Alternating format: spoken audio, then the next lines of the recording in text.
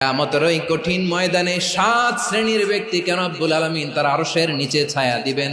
তার মধ্যে প্রথম শ্রেণীর ব্যক্তি হলো ইমামুন আদিল, যে ইনসাফের সাথে বিচার করে, যে জাস্টিস সমাজে সার্ভ করে, যে সুশাসন নিশ্চিত করে, ওই ইমামুন আদিল। আদিল শব্দটা বুঝছেন না? ইন্নাল্লাহা ইয়া'মুরু বিল আদল, পাইছেন? আদিল। 7 শ্রেণীর ব্যক্তিকে আল্লাহ তাআলা সুশীতল আরশের নিচে ছায়া দিবেন, যেদিন তার দেয়া ছায়া ছাড়া কোনো ছায়া থাকবে না। এর প্রথম হচ্ছে ইমামুন আদিল, ন্যায়পরায়ণ শাসক। চিল্লায় বলেন সুবহানাল্লাহ।